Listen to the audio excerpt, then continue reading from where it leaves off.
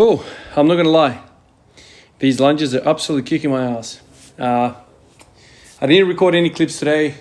Took the family to the park again and we just did a whole bunch of walking. I did 5 sets of 50. That is the workout in itself, to be honest with you. Absolutely killing me. I've been doing them every day now. Various volume. I kind of been trying to push them every other day. I at least get 5 sets. Yesterday I did 3. The day before I did 5. The day before that I did 1 or something like this. So I'm trying to kind of up the volume. Yesterday I spoke about how at the end of these workouts I'm freaking spent. I've got nothing left for the upper body. I don't know. Maybe it's just the volume that I'm doing. And if I did, 250 freaking reps of squats, I'd be screwed as well. Yeah. They're a real exercise, real exercise. And I've been doing them every day now. I can definitely see the effects. My hips are opening up. Something about these split stance positions that really kind of open up the hip flexors and the glutes. So my squats are feeling more upright now. I'm feeling better in that sense. But you could just do that. If you're in a lockdown situation somewhere in the world and you can't get yourself, into a gym, a barbell, man. We were talking about calisthenics yesterday, man. Dude, lunges, man. I think that's plenty. That's plenty for you to hit your legs. There's no excuses if you're a calisthenics athlete, if you're not about the iron game and if you're about the bar game, as in hanging bar, the park, you can get off the legs, man. There's no doubt about that. Absolutely spending me. So, the deadlifts are suffering. I managed to do 30 today, but it seems like it's a higher RPE than usual. Went to the front squats. I thought about doing some volume in the front squats today, but no way, man. I'm spent. So, these front squats have been making me think quite a lot. And a lot of you guys in the comments, have been talking about this as well, replying, giving your thoughts about why lunges, for example, give you lots of DOMs, lots of soreness, and something like a hip thrust doesn't give you much soreness at all. We talked about the eccentric loading, the stretch, the weighted stretch kind of portion of it. It's a loaded stretch, the lunges. So you're taking that tissue, that hip flexion, all the way to kind of end range, if you will, if you're doing the proper kind of wide lunge.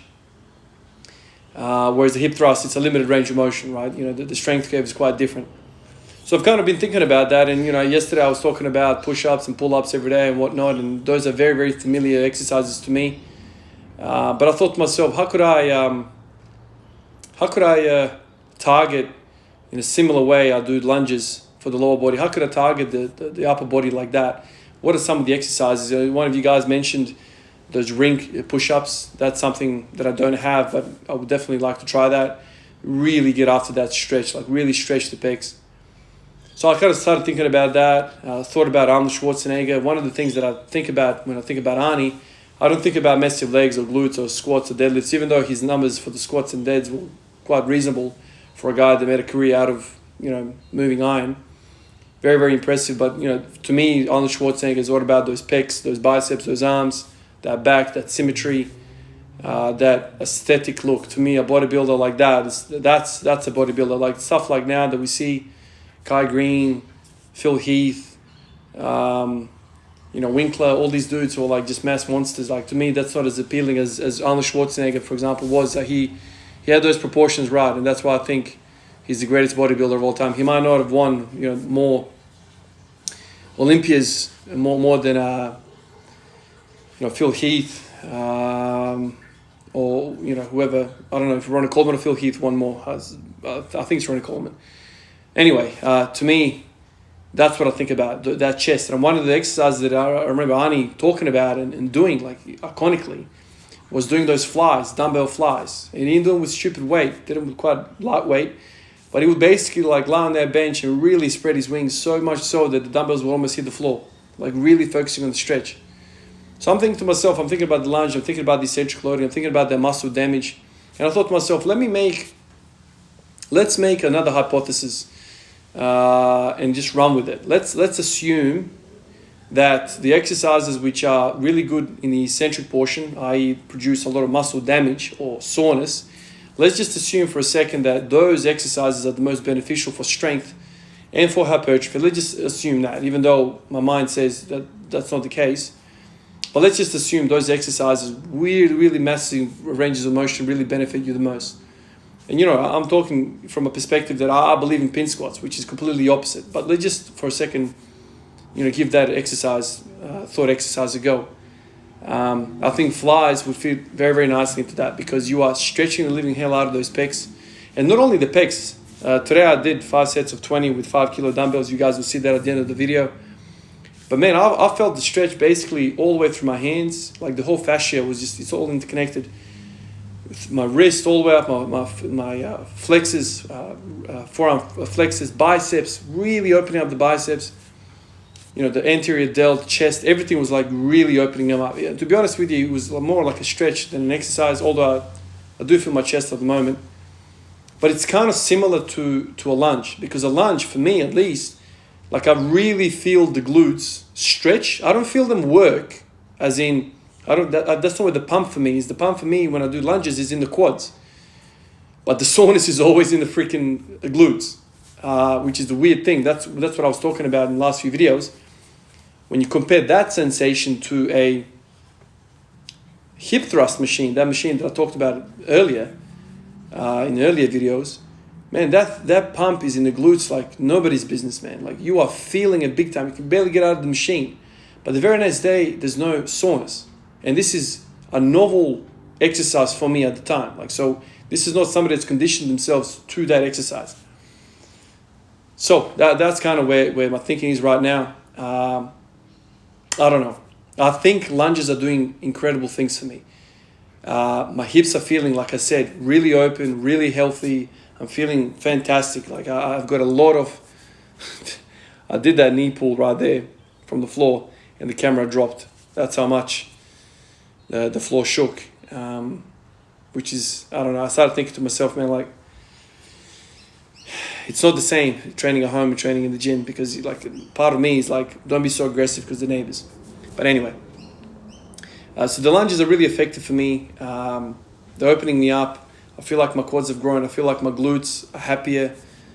Hips are stronger. Everything's feeling stronger. And this is why my actual workouts are suffering thereafter the front squats, because they tax the hell out of me, man. They really tax me. And, I've explained to you, the method that I usually use when it comes to exercises and whether they carry over. Do the exercise that you're questioning, and then do the thing that you want to get good at, like a squat, and see if it's affected. Lunges affect the hell out of the squat and the deadlift, man. I think it's one of my favorite exercises right now. So much so that I started thinking about that same style of exercise for other body parts. This is how I got to the flies. I don't think lunges and flies are about weight, even though I could probably put some weight on my shoulders and carry some extra weight. I think focusing on that large step, focusing on that low hip position, like really get through the low, big ranges of motion with lunges and the flies. I think that's the essence of the exercise. I think that's what does the magic. You could load, I could put 60 kilos on my back on a barbell, but I don't think I would have the balls, for example, to step as far as I step without the weight. So it's one of those things. So I'm enjoying the lunges, even though they're absolutely killing me, absolutely murdering me. Like I went to the park with the family today. We did the lunges and I thought, Jesus Christ, I got to put the bar on my back today and deadlift after this. I was like limping around in the damn park.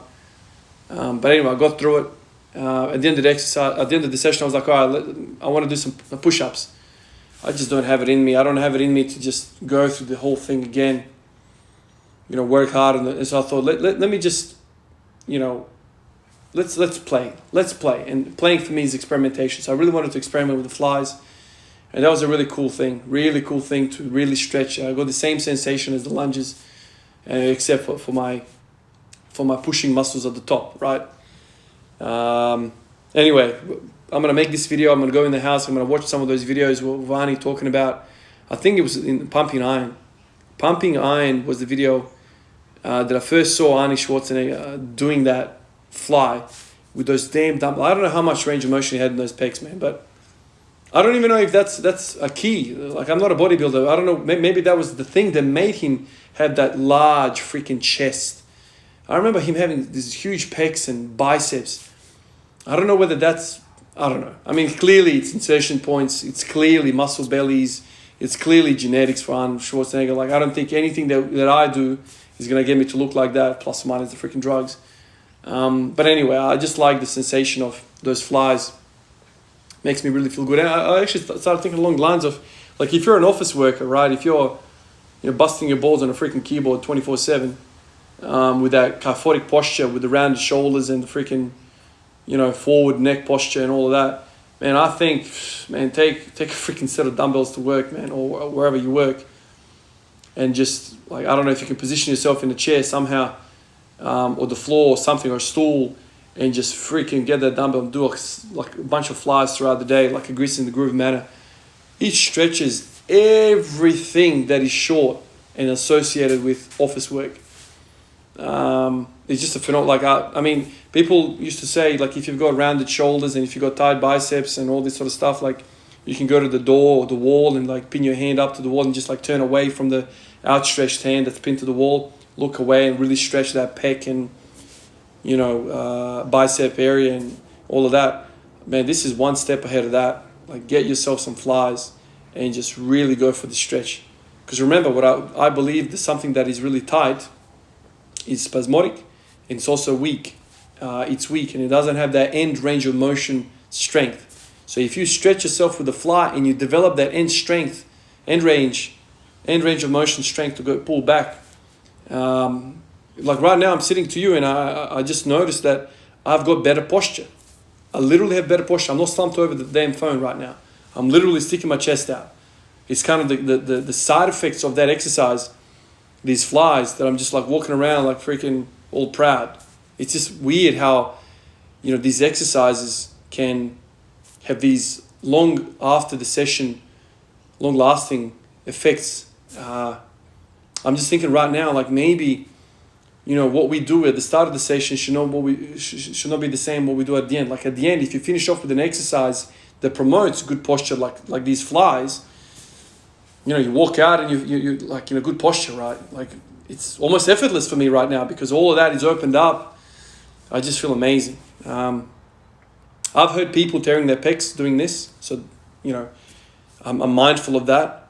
So don't be stupid with the weight. I mean, this is 5 kilo dumbbells, man.